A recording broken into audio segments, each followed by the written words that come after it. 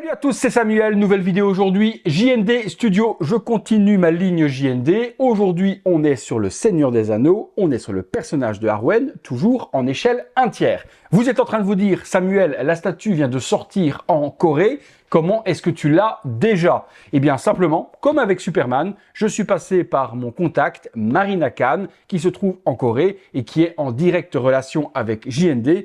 Dès que la statue sort en Corée, généralement une semaine après, elle a les stocks et elle peut envoyer les statues à travers le monde. Si vous êtes intéressé, comme moi, d'avoir les statues hyper rapidement, eh bien, je vous mettrai, comme avec Superman, les contacts de Marina dans la description de la vidéo. Vous voyez que c'est la deuxième statue que je reçois par sa service, donc une personne d'ultra confiance. Toutes mes JND à venir viendront de chez elle pour vous faire profiter des vidéos rapidos. Lors du reveal de cette statue en précommande, tout le monde a été étonné et grande stupéfaction de s'apercevoir que pour commencer la licence Le Seigneur des Anneaux, on prenne le personnage de Arwen. Tout le monde s'attendait à ce que si JND prend la licence Seigneur des Anneaux, on commence par un Aragorn. Eh bien non, ce fut Arwen. À ce jour, JND sème encore quelques petits teases comme quoi Arwen ne serait pas seule et qu'elle serait accompagnée de Aragorn. Maintenant, est-ce que ce n'est pas un petit tease commercial pour vendre les dernières Arwen qu'il reste en stock sur leur site? Parce qu'ils nous ont fait la même avec Mera. Lorsqu'il restait des Mera sur le site, dans un live, le commercial de JND nous avait semé l'Inception en nous disant il ne faudrait pas laisser Mera toute seule, supposant que Aquaman arriverait. Aujourd'hui, plus de 1 an après la sortie de Mera, il n'y a toujours pas d'Aquaman.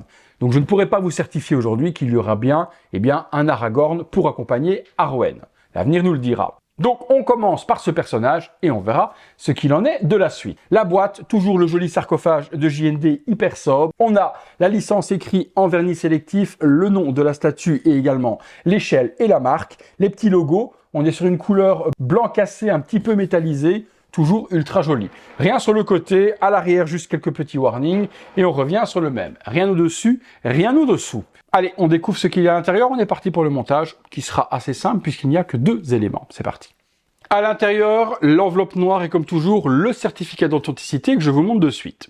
Le certificat, le voici, Seigneur des Anneaux, Arwen, il y avait 1000 exemplaires, c'est énorme pour une statue quand même de niche, on va pas se mentir que Arwen, tout le monde va pas la vouloir, et 1000, je trouve que c'est beaucoup. La signature de Sing Yoon Lee, qui est l'artiste qui a réalisé le sculpte de cette statue. On est parti pour le montage. Comme toujours, on commence par la base. La base en dessous, nous avons le stickers The Lord of the Ring, 1/3 scale JND Studio Movie Statue Limited. C'est la mienne et la numéro 234 sur 1000. 4 petits patins, les licences habituelles. Par devant, nous retrouvons The Lord of the Ring, The Fellowship of the Ring, donc la communauté de l'anneau. Premier volet. La petite stèle habituelle de chez JND. Sur le dessus, on retrouve un diorama tout en résine où l'on a de l'herbe qui est sculptée, également quelques petits rochers qui sortent. C'est plutôt joliment fait au niveau de la sculpture. On voit bien les petits brins d'herbe un petit peu partout. Maintenant, je vous avoue qu'un vrai flocage d'herbe aurait apporté énormément de réalisme à cette base. C'est même ce que moi j'ai prévu. J'ai commandé chez Green Stuff des petites touffes d'herbe artificielles et je vais donc customiser cette base pour avoir de l'herbe par-dessus. Ce sont des petites touffes qui sont adhésives, ça n'abîmera pas la base. Si je veux enlever tout, ça la remettra d'origine. Bon, de loin comme ça fait le taf, mais c'est pas non plus là-dessus que l'on va s'attarder, c'est plus sur la statue. Et la statue, elle est juste ici. Comme je vous ai dit, il n'y a qu'une seule pièce, donc pas d'assemblage, pas de main, pas de tête alternative. Arwen est en un seul élément.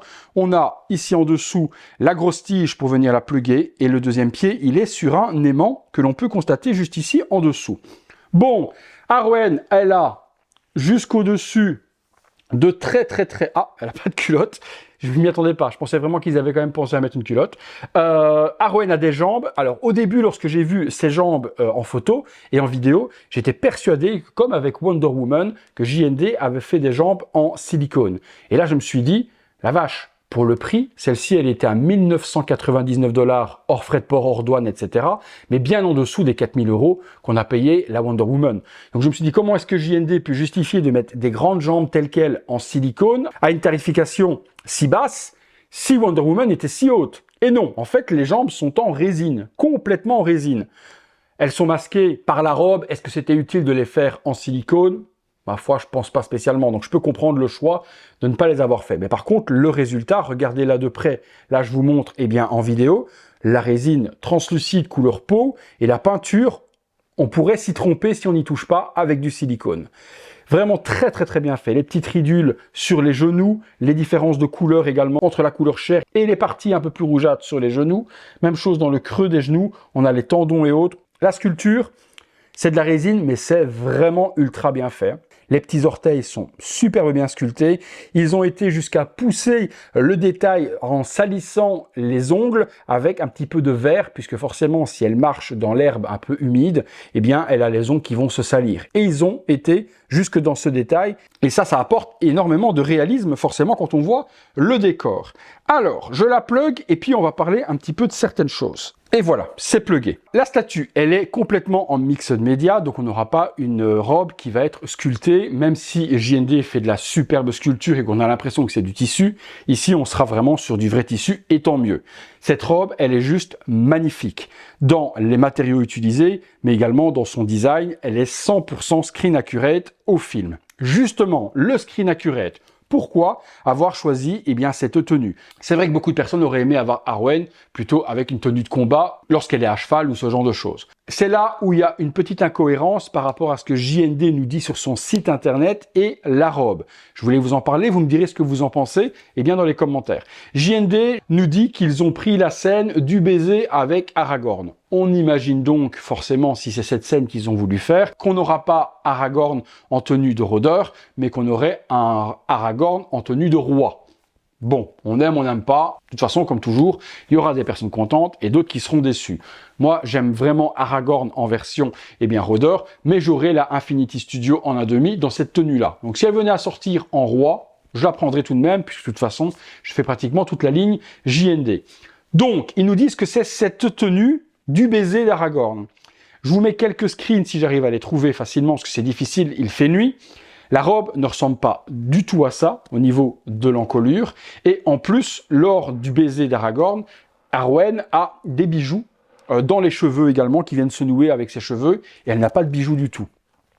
Or que, si l'on prend la scène du sauvetage de l'empoisonnement de Frodon, lorsqu'il vient de se faire transpercer par la lame, on a Frodon qui a une vision et qui voit Arwen arriver pour le sauver. Arwen arrive effectivement sur son cheval pour sauver Frodon, mais elle n'a pas cette tenue. Mais dans l'hallucination de Frodon, je vous mets le petit extrait tout de suite.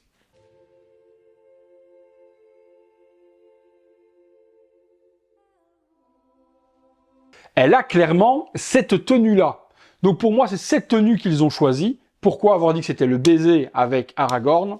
Bon, si vous le savez, vous me le direz dans les commentaires et dites-moi également si je me trompe, mais je ne pense pas me tromper. C'est vraiment la tenue, on voit au niveau de l'encolure et du détail, des petites dentelles, etc., que c'est vraiment l'hallucination de Frodon. Donc la robe plusieurs morceaux, elle a sa première robe qui est juste ici et qui remonte jusqu'aux épaules, et ensuite on a par-dessus une espèce de petit gilet avec des petites parties en tissu qui viennent se couper au niveau du bras et qui tombent superbement comme ceci. Ici également, elle a une jolie traîne qui vient se mettre. Elle a des formes plutôt généreuses. On peut voir qu'au niveau de la croupe dorsale, c'est super beau également. Hop, et puis le petit gilet vient se nouer avec toutes ces petites dentelles de fleurs tout autour. Sublime. Les bras, hop, je remonte comme d'habitude. On est en résine à peu près, je regarde, jusque ici.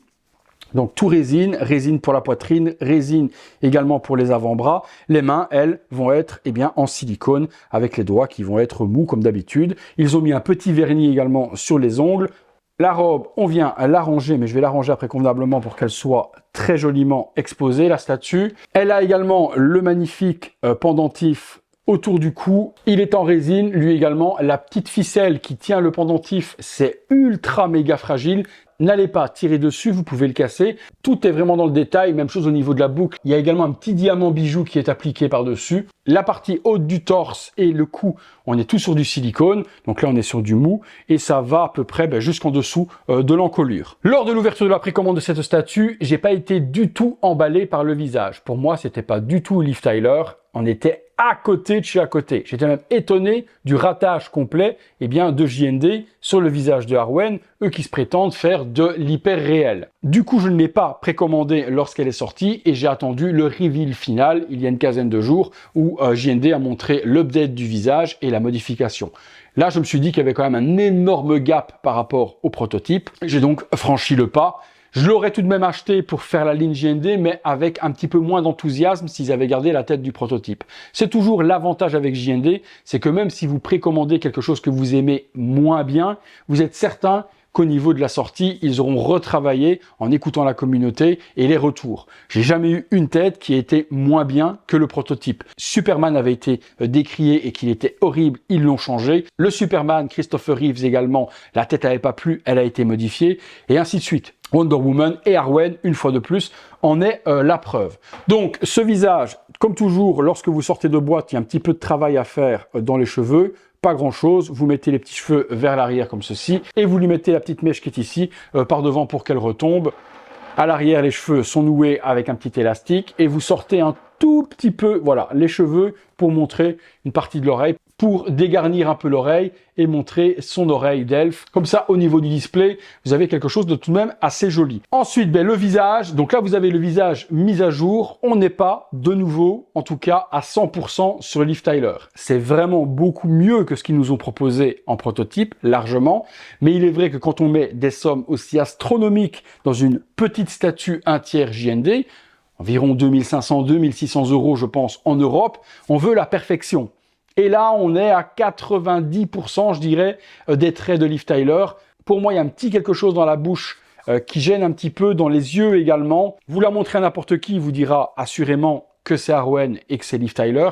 Pas de souci, elle est reconnaissable, mais on peut exiger tout de même un peu plus de ressemblance par rapport à l'actrice. Après Liv Tyler, on se ment pas, elle a des traits assez caractéristiques. Au niveau de la mâchoire, c'est vrai que c'est assez carré, et là, JND l'a bien fait. Elle a un menton aussi assez proéminent. JND l'a bien pris. Elle a une bonne bouche pulpeuse, mais peut-être pas autant que celle-ci, comme ils avaient fait avec Selina Kyle. Ils ont le don de faire des bouches toujours un petit peu trop pulpeuses. Niveau du regard, je pense qu'elle a les yeux un petit peu trop grands ouverts. Maintenant, je dirais qu'avec le maquillage, etc. du film, oui, je reconnais beaucoup plus Arwen que Liv Tyler. La tête, elle est en silicone comme d'habitude, donc on peut appuyer comme on veut, la déformer. Je vous réserverai un petit short déformation prochainement. Les sourcils sont sculptés dans le silicone, ils sont peints. Elle a des vrais cils comme d'habitude chez JND au-dessus. En dessous, ils sont peints. Des yeux de verre comme d'hab, bleu, d'un bleu éclatant. Les yeux sont magnifiques. À ce niveau-là, on n'a pas grand chose à dire. Comme je vous ai dit, vous pouvez écarter un petit peu les cheveux pour laisser apparaître son oreille d'elfe. Donc elle a bien les oreilles en pointe, tout comme ses origines. Les cheveux sont magnifiquement pinchés, toujours avec une petite vague sur l'arrière. On les arrange comme on veut. On prend un petit peu de laque si on veut et on les retravaille si on veut pas qu'il y ait des petits cheveux qui voltigent un petit peu partout et avoir quelque chose de propre. La coiffure, sortie de boîte, il n'y avait pas grand chose à faire, mis à part la petite mèche à venir remettre ici par devant. La robe, on la travaille un petit peu. Forcément, comme les jambes sont en résine et que les pieds sont dénudés, je vous conseillerais de retirer la partie ici un petit peu sur le côté, de tirer un peu la robe comme ceci, de la plier un peu sur elle-même, hop, pour faire apparaître les pieds. Ça peut être plus joli de voir les pieds. Étant super bien réalisé, autant en profiter. Et puis vous venez remettre, voilà. Et puis hop, vous faites tomber la traîne par derrière et vous lui faites apparaître les pieds comme ça. Je trouve que c'est beaucoup plus joli de les voir que de les laisser masquer. Bon, écoutez, il n'y a pas grand-chose à dire de plus sur cette statue. Elle fait le boulot, elle est très belle, tout est vraiment sublime. La robe apporte énormément, elle a une classe de dingue. Dans la ligne JND, forcément, moi je vais pas l'exposer avec tous mes super-héros. Elle a rien à faire avec Batman ou Wonder Woman, Superman, Harley Quinn ou autre. J'espère qu'on aura Aragorn pour avoir le couple et que JND proposera peut-être une base duo en accessoires supplémentaires pour pouvoir plugger les deux personnages peut-être face à face. Ce serait quand même super cool d'y penser. Comme ils n'ont pas fait de duo à la sortie, d'avoir une base additionnelle et ceux qui le voudront mettront Aragorn et Arwen sur la même. Ça leur coûte pas grand-chose de le proposer. Si les clients achètent, en production, ça leur coûte pas énormément. Ils vont nous vendre ça à un prix JND. On sera content, on achètera et on pourra exposer les deux personnages peut-être face à face, justement peut-être proche du baiser dont est la scène tirée par JND. Je persiste à dire que pour moi, ce n'est pas du tout cette robe-là. Vous me direz comme d'habitude ce que vous en avez pensé. Commençons par la base. Est-ce qu'avec un petit flocage, ça aurait apporté un petit peu plus? Et est-ce que j'ai raison de mettre à jour cette base avec du flocage? Vous me dites tout ça. Les jambes, parlement, la tenue également. Est-ce qu'elle est bien tirée de l'hallucination de Frodon dont je vous ai parlé, ou plutôt du baiser avec Aragorn? Les spécialistes Lord of the Ring, vous me direz ça dans les commentaires. Ensuite, eh bien, comme d'habitude, eh bien, le visage, les cheveux, les yeux, la bouche, tout ce que je vous ai dit, eh bien, développez un maximum dans les commentaires. Donnez-moi votre avis, parce que le mien, personnellement, importe peu. Ce qui est vraiment important, c'est d'avoir le vôtre. Et à travers les commentaires de la communauté, ça me permettra d'avoir votre avis sur cette statue. Je remercie une fois de plus Marina pour le professionnalisme. Je vous rappelle que si vous voulez les JND rapidement, vous aurez son contact dans la description de la vidéo. Si vous préférez acheter la statue en France, parce que vous n'aimez pas l'import, la douane et tout ce qui va avec, je vous mettrai également les liens dans la description de la boutique française où vous pourrez la trouver. Il reste encore quelques exemplaires. Voilà les amis, il ne me reste plus qu'à vous remercier tous et toutes d'avoir regardé cette vidéo. J'espère que la vidéo vous a plu. Si c'est le cas, le gros like, abonnez-vous, activez la petite cloche et toutes les notifications. Comme d'habitude également, si vous voulez voir toutes ces vidéos en avant-première, vous avez le bouton rejoindre juste là en dessous, souvent sur les ordinateurs.